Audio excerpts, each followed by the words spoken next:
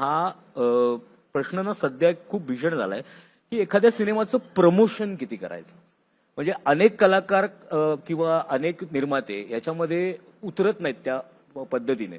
असं सुद्धा चित्र आहे आणि असं पण चित्र आहे की जे सिनेमे असं पण चित्र दिसलंय की देऊळ बंद आजही प्रवीण तरडे त्याचं प्रमोशन करतोय. आजही 8व्या आठवड्यामध्ये राजा शिवाजीचं पण देशभाऊंनी खूप प्रमोशन केलं. तुंबाडची मंजुळा खूप फिरली ही सगळी लोक. प्रमोशन हा पार्ट का महत्वाचा झालाय आता, हे तुम्हाला काय वाटतं? म्हणजे कितपत केलं पाहिजे? काही लोक असं म्हणतात की नाही सारखं सारखं का जायचं, मग इकडे का मुलाखती द्यायच्या, तिकडे का मुलाखती द्यायच्या, असं पण चित्र असतं. दोन दोन तऱ्हाची उदाहरणं दिसली आम्हाला. मी याचा पत्रकार म्हणून सांगतो. पण तुम्हाला काय वाटतं प्रमोशनचा सिनेमाच्या याला किती फायदा होतो? प्रमोशन तर व्हायलाच पाहिजे. म्हणजे एखादा निर्माता जर का सिनेमा तयार करतोय तर तो कधी रिलीज होणार आहे, तो सिनेमा काय आहे, एक बेसिक गोष्ट तर लोकांपर्यंत पोहोचलीच पाहिजे. आणि प्रमोशनचं म्हणजे प्री रिलीज प्रमोशनचं कामच ते आहे की फक्त लोकांना सांगावं की हा आमचा सिनेमा आहे, हा या तारखेला चित्रपटगृहात रिलीज होतोय.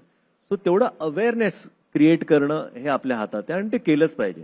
म्हणजे आम्ही कालच म्हणत होतो, मी आणि जितू, की आम्ही जेव्हा करिअरची आमच्या सुरुवात केली तेव्हा काही मराठी सिनेमे केले तेव्हा काहींचं असं होतं की त्या प्रोड्युसरनी पैसे टाकले, सिनेमा तयार झाला, पण आता रिलीजला पैसे नाहीत. प्रमोशन तर खूप लांबची गोष्ट, ते म्हणजे डोक्यातही नसायचं तेव्हा.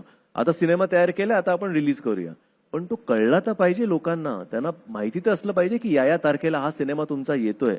सो हे प्रमोशन मला वाटतं अति आवश्यक आहे. आणि तुम्ही कराल तेवढं थोडं आहे. काही लोकांना एखादी गोष्ट तुमच्या फिल्मची 10 वेळा कळेल, पण काही लोकांपर्यंत ती 10वीच गोष्ट पोचते.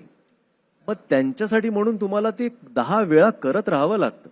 आज प्रवीण तरडे पण जेव्हा फिरतायत सगळीकडे, 8व्या आठवड्यामध्ये पण कदाचित काही लोकांपर्यंत पोचला नसेल सिनेमा. सो त्यांच्यापर्यंत ती 50वी गोष्ट पोचेल, त्यासाठी ती केली पाहिजे. आणि ही आमची जबाबदारी आहे, ते आम्हाला केलंच. सो प्रमोशन इज माझ्या मते व्हेरी व्हेरी पण इम्पॉर्टंट.